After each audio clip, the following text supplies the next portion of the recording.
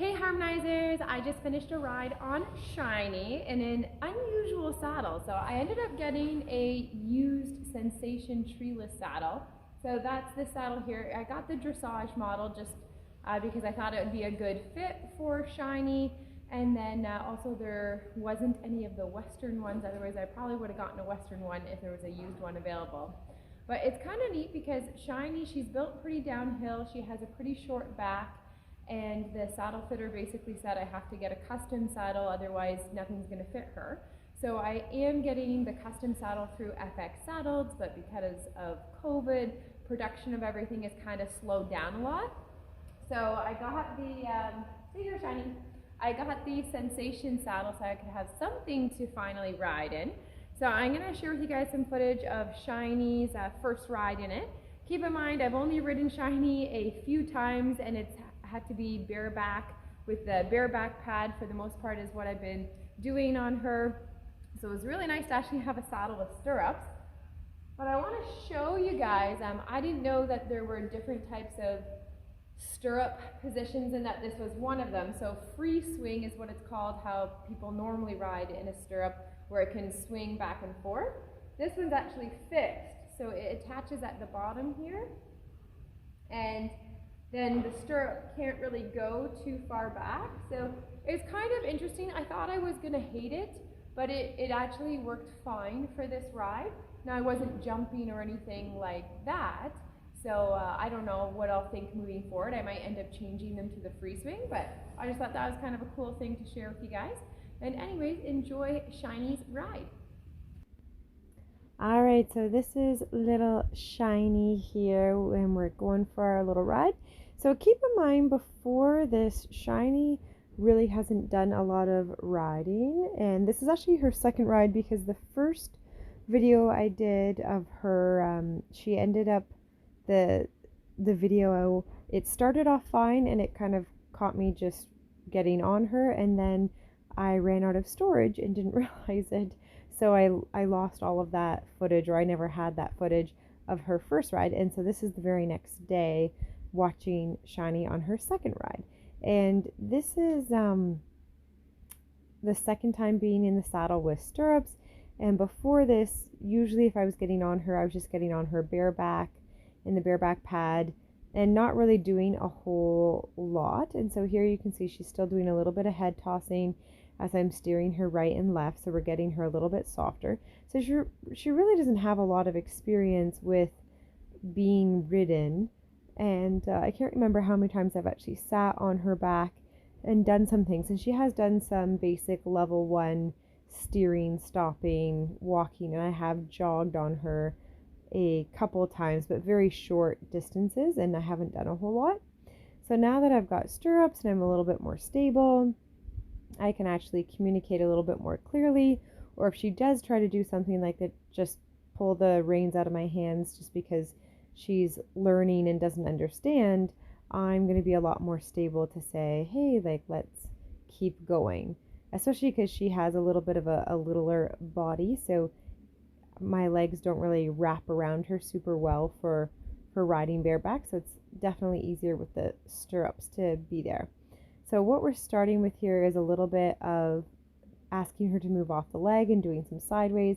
And you can see she was kind of tossing her head, like there she kind of tosses her head at me a little bit. And so that's just a little bit of her saying, hey, like, stop pulling on the reins, you know, don't tell me that I can't walk forward kind of thing. Even though she does all of this stuff from the ground, so it's not new to her, it's not unfamiliar. It's different in the saddle though, and being able to take the direction from the halter cue a little bit more, because we do a lot of liberty work, so she gets to work just off of my body language, but she doesn't necessarily know those cues in the saddle yet, so we're trying to piece everything together. And we are filming this session with the Pivo, and for the most part the Pivo does a pretty good job, but you'll see there's a few times where it has me drift out of frame a little bit, but for the most part it's working pretty well. So here we're doing a little side pass to the right, and again you can see she kind of tosses her head a little bit at me, kind of asks me if I can soften up on the reins, and I just try to be steady and polite with her and then offer her that positive reinforcement when she's giving me really nice steps.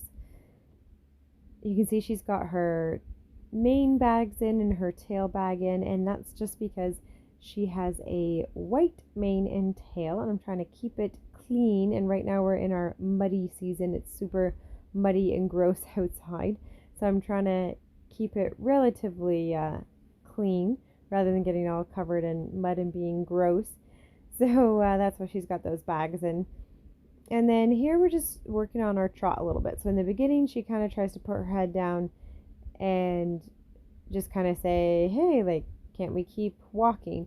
So I have to politely kind of pick her head back up a little bit and ask her to continue going.